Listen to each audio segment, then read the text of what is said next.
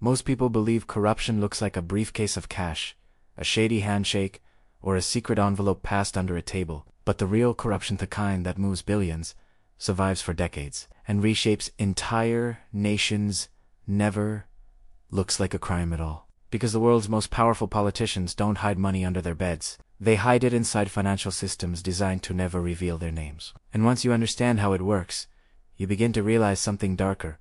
The system wasn't built to catch corruption. It was built to enable it.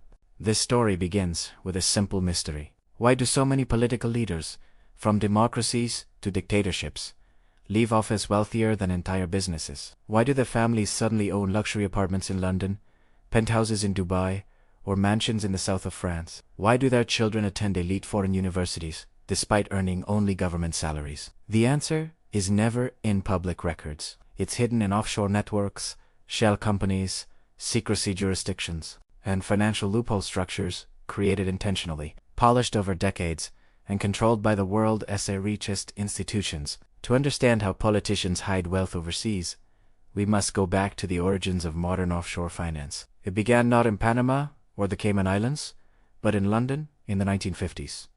At the time, countries still tightly controlled money flows, but banks discovered a loophole: the euro-dollar market, an offshore dollar system not regulated by the US Federal Reserve. Suddenly, banks could accept deposits and move money across borders with minimal oversight. This loophole exploded into a global offshore industry, one that allowed money to move without ever being seen. Over time, corrupt elites realized they could piggyback on these financial channels. What began as a banking convenience evolved into the perfect system for hiding political wealth. As global finance expanded, certain jurisdictions stepped into the shadows.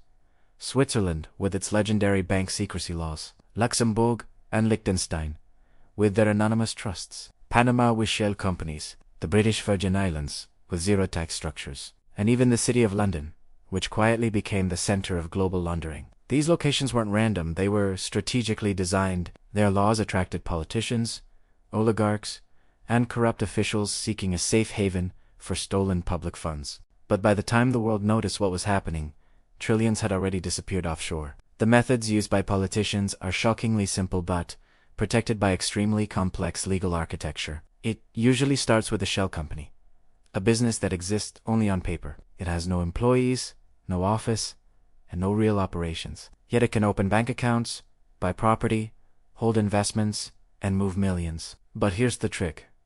The politician's name never appears. Instead, the shell company is owned by a trust, and the trust is operated by a nominee director, often a lawyer or accountant paid to legally own the assets on paper. The politician remains invisible, protected by layers of legal distance. Imagine a government minister signs a contract for a public project, a highway, a dam, a power plant. The cost is inflated. The extra money is routed through fake consulting firms or That money then travels to an offshore company under a different name. It buys real estate in Europe or the Middle East, often through yet another shell structure. Officially, the property belongs to a company. Unofficially, it belongs to the politician. This is why investigators say offshore finance functions like a maze deliberately built so no one can find the center. But here's the twist. Very little of this is illegal. The offshore system is perfectly legal because politicians themselves helped write the laws. The scandal is not that they break rules. The scandal is that they created rules no one can break. The rise of large Swiss leaks, Panama Papers, Paradise Papers, Pandora Papers exposed how vast the problem truly is. Presidents, prime ministers, royal families, intelligence chiefs, and government ministers were all found to have offshore structures, yet almost none faced punishment. Why? Because most countries simply don't have laws preventing politicians from owning offshore companies. In many cases, the only crime is getting caught. The real breaking point came during the global financial crisis and later during anti-corruption movements. Citizens began questioning why public debt kept rising while public services kept collapsing. They demanded to know where the money was going. And slowly, everything pointed to offshore wealth. According to global estimates, more than $7 to $10 trillion of private wealth is hidden offshore, much of it belonging to elites from developing countries. In nations where hospitals lack medicines and roads remain unbuilt, former leaders on yachts, private jets, and hidden investment portfolios overseas. These systems turn public poverty into private luxury. One of the darkest consequences is that offshore wealth reshapes politics itself. When politicians can hide stolen money abroad, corruption becomes low risk and high. It destroys democratic accountability. It makes elections meaningless, because whoever wins gains access to the same financial escape routes. It encourages state capture where the government serves the interests of wealthy elites instead of citizens. And it often leads to geopolitical vulnerability, because once a leader stores hundreds of millions overseas, foreign powers gain leverage. They can freeze accounts, expose assets, or control political decisions. Offshore wealth becomes not just corruption but a national security threat. But what happens when corruption grows too large? That's when the system begins to crack. Some nations collapse under the weight of stolen wealth. Public services crumble, foreign investors flee, and citizens revolt. Others undergo massive political upheaval when revelations surface. Some leaders even turn against the very system they used, demanding the return of stolen assets. Yet despite investigations, asset recovery remains painfully slow. For every billion recovered, tens of billions remain hidden. Even attempts by global institutions to fix the system have failed. Anti-money laundering regulations came too late. Transparency rules can be bypassed. Tax havens simply adapt, creating new loopholes every time one is closed. And the world's most powerful economies secretly protect the system because their own financial centers profit from it. This is why the offshore world continues growing, not shrinking. Today, the story repeats itself in modern forms.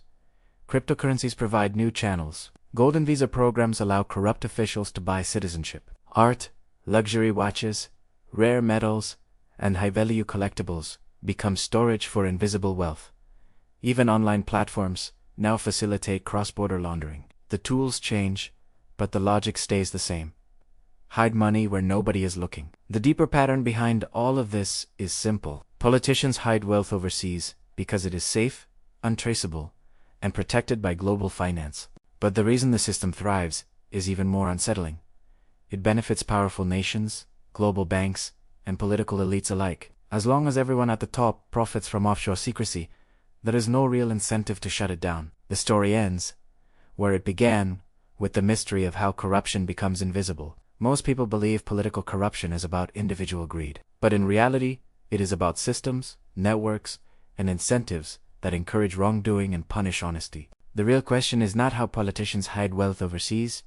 The real question is why the world allows it. If there is any hope, it lies in 3 lessons. First, corruption is never isolated, is always systemic. Second, offshore secrecy survives because powerful nations enable it. And third, transparency only happens when citizens demand it loudly enough that leaders lose their ability to ignore it. The next decade will determine whether the offshore world continues expanding or finally faces global pressure. But until then, the hidden wealth of politicians will remain one of the most dangerous forces shaping the modern world. If you want to understand the darker side of global finance, the hidden networks behind power, and the systems designed to stay invisible, subscribe to The Dark Economy and join the investigation.